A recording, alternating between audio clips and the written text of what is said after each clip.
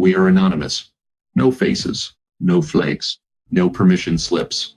Tonight, while cable news obsesses over President Donald Trump's heavily promoted UFC appearance and political lawsuits dominating headlines, 5 major stories are unfolding behind the scenes. Stories involving fire, secret files, foreign military operations, massive fraud, and explosive allegations about taxpayer-funded biological research. And according to insiders, there is one file Democrats allegedly tried to keep away from Trump. This is the story they do not want you asking questions about. Let's begin. Reality television star Spencer Pratt says his Los Angeles mayoral campaign has entered dangerous territory.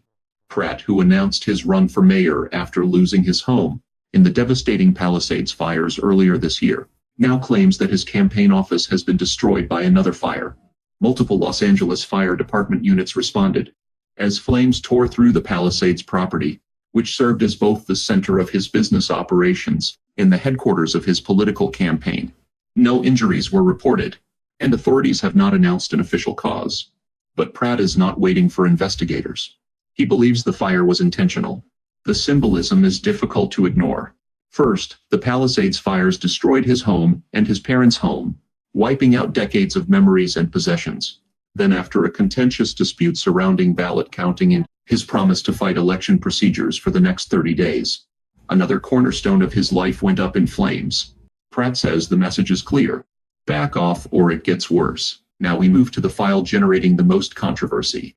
Outgoing Director of National Intelligence Tulsi Gabbard has released declassified documents showing that the United States government funded more than 120 biological laboratories across over 30 countries.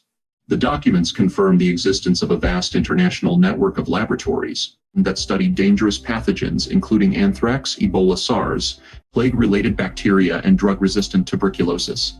Some of these facilities were located in Ukraine. Some reportedly conducted gain-of-function research, a controversial field involving the modification of pathogens to better understand how they evolve and spread. For years, questions surrounding these laboratories were dismissed by many major media outlets as conspiracy theories. Now the documents exist. But context matters. The released files do not prove these facilities were biological weapons laboratories. The majority were funded through programs designed to monitor infectious diseases and reduce the risk of outbreaks following the collapse of the Soviet Union. That distinction is critical. Yet Gabbard argues that inadequate oversight created significant risks, and that the American public deserved far more transparency. Her critics warn that incomplete information could fuel misinformation and foreign propaganda. Her supporters argue that the government spent years minimizing legitimate questions. And then there is the name that continues to dominate the debate: Dr. Anthony Fauci. Trump allies have repeatedly accused Fauci of supporting dangerous overseas research to bypass restrictions within the United States. However, no evidence has emerged showing that Fauci personally created illegal bioweapons programs. The declassified documents released by Gabbard do not make that claim. Still, the release raises uncomfortable questions. President Trump now presents himself as the leader, bringing hidden information into the light. Next comes a story that sounds like something out of a movie. President Trump announced that United States forces, working alongside Venezuela's new government, carried out a military strike that killed Hector Rustenford Guerrero Flores, better known as Niño Guerrero, the leader of the notorious Tren de Aragua criminal organization.